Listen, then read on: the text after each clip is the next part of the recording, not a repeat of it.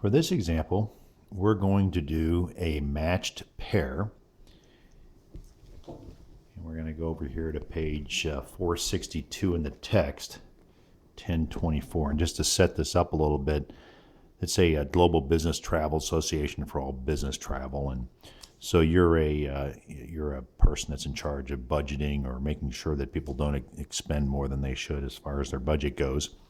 And so you see these statistics for the last couple of years for the places that your company flies the most. And so you want to determine, has there been a significant increase in the mean domestic airfare for one year over the other, or the current year over the previous year? Okay, and you're given all these statistics. And what I would do here is, like I've said, and you're given all these statistics, and like I've said before, I'm not overly interested in whether you can do mathematics and algebra or not. So I'll give you some of the numbers to get you going. And here are the numbers I'm going to calculate. I would have these pre-calculated for you. D bar was equal to 23.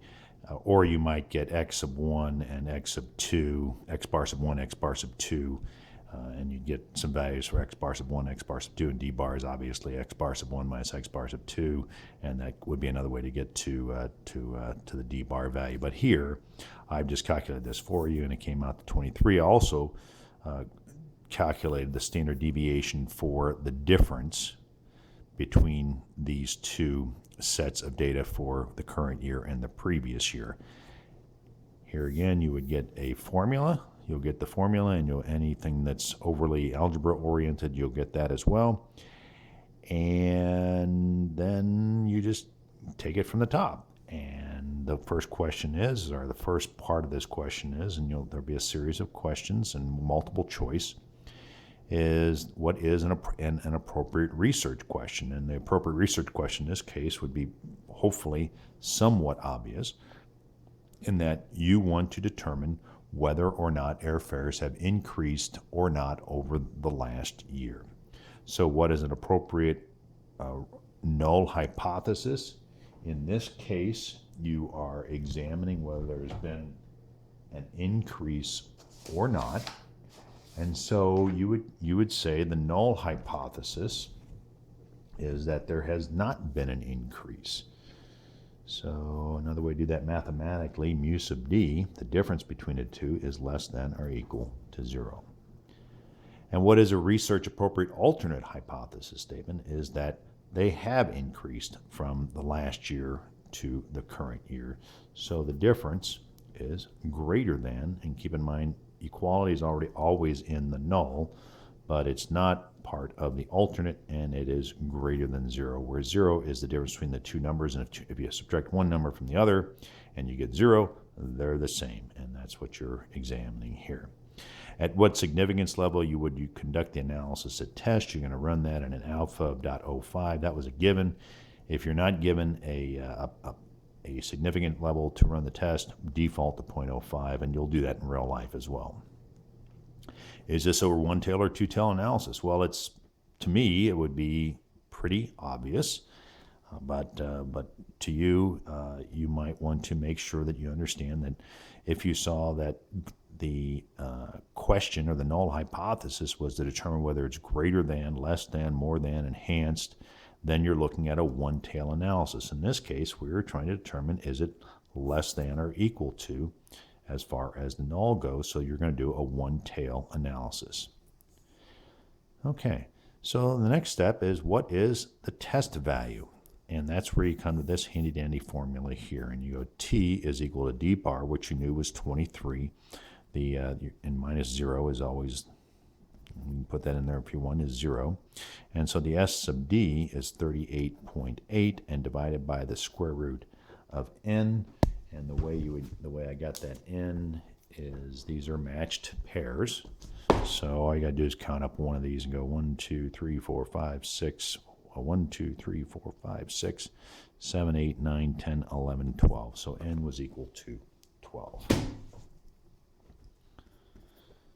And if you calculate that out, your test value would equal 2.05. Now, you want to sketch the critical value chart, as always.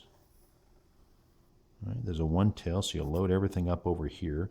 This is a scale of t, so this is 2.05. This area up in here would be the reject HO, meaning that it was actually different, and in fact, the current year was higher than the last year. So you'd reject HO, and under here would be a do not reject HO. So, and we haven't figured out our critical value. That's our test value, 2.05. But we want to figure out what our critical value is. And to do that, we're going to go to our handy dandy t-chart. And we know that n was equal to 12, so n minus 1 is the degrees of freedom. Degrees of freedom on this table is 11. We ran this at 0.05. We load everything into there, so it's 1.796. Correct? So one tail, 1.796, and over is going to cut that thing in half. And so we come up with the critical value of 1.796. Put that here. And this is on a scale of t. And then we come in here with our 2.05, and we know that it fell out into here, 2.05. So we would reject HO. And so you would reject the null hypothesis because the critical value, or the test value, was greater than the critical value, which in this case was 2.05, is greater than 1.796. So and then alternatively, you would come back and accept the fact that the difference was greater than 0. So one of the final questions here, as far as the actual analysis goes, is what would you expect the test statistic value or the p-value to be less than 0.05? Absolutely, because if you're rejecting HO, you know that something's happening, and that always indicates that you're below the p.05 or whatever the sig level that you were making the test analysis at. And then then you come back and say, well, okay, what are the business implications and recommendations? Well, you've determined that at a 95% confidence level that the difference is significant, and this year's airfare prices have gone up. So therefore, you ran this study at p.05. You did a sampling of 12, and so you would conclude that, or you would make the business implication or recommendation something along the lines of, this year prices have gone up somewhat on airfares to where we travel the most. So let's cut back on actual travel by a similar percentage.